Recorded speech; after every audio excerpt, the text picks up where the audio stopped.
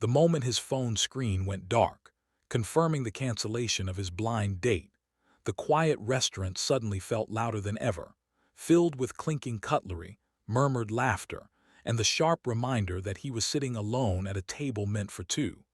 While just a few steps away, a young mother struggled to stop her child from crying as she tried to feed them with trembling hands.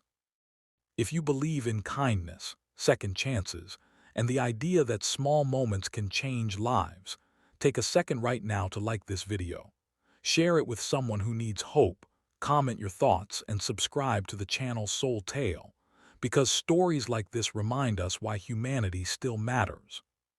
He had chosen the restaurant carefully, not because it was expensive, but because it felt warm, familiar, and safe, the kind of place where people came to celebrate small victories or escape loneliness for an hour.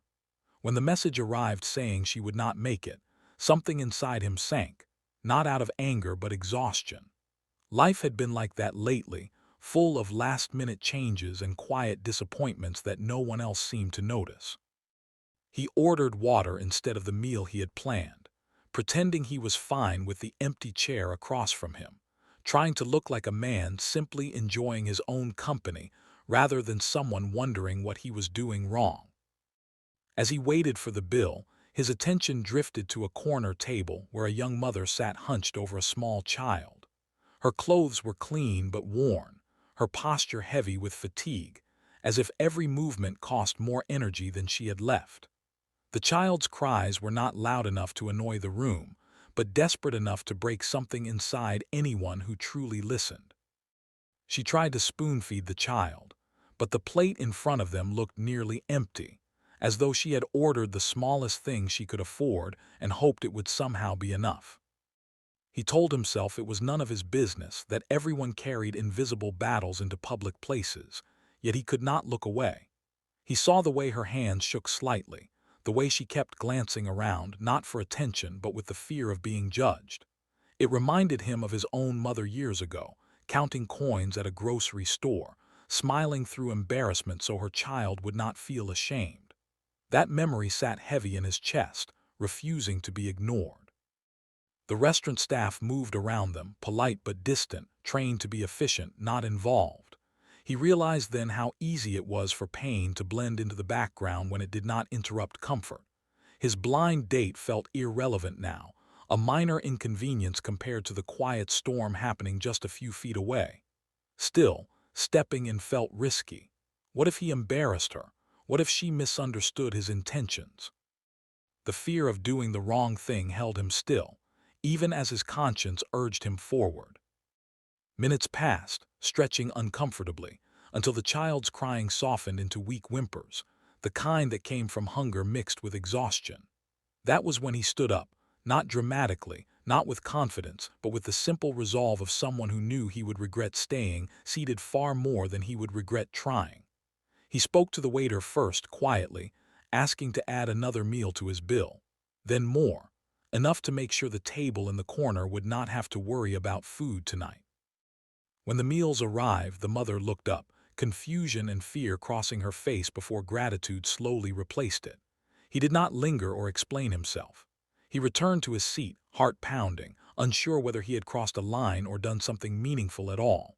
Yet as he watched the child eat, the crying replaced by messy bites and small, content sounds, something inside him eased. The restaurant no longer felt loud. It felt human.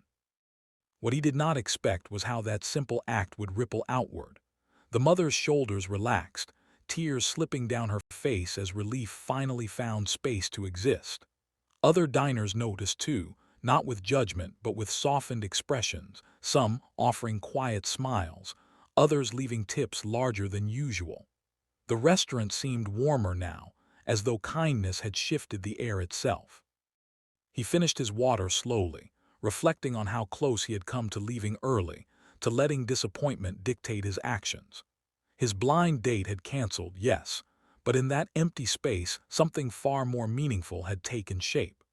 He realized how often people chased big moments, dramatic love stories, grand gestures, while missing the quiet chances to matter in someone else's life. When he finally stood to leave, the mother caught his eye and nodded, a small, wordless acknowledgement filled with gratitude and dignity. He nodded back, not as a hero, not as a savior, but as a fellow human who had simply noticed.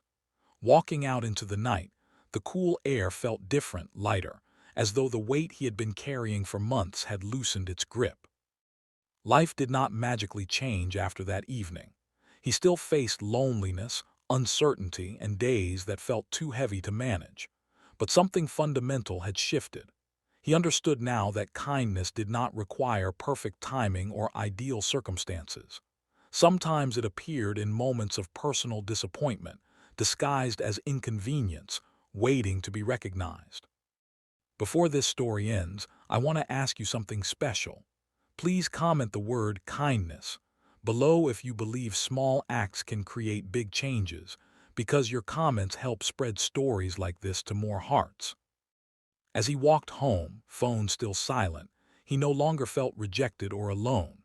He felt connected, reminded that even when plans fall apart, purpose can quietly step in. And if this story touched your heart, if it made you pause and feel something real, please like, comment, share, and subscribe to Soul Tale, because your engagement helps keep stories of compassion and second chances alive. And somewhere out there, someone may need this reminder tonight.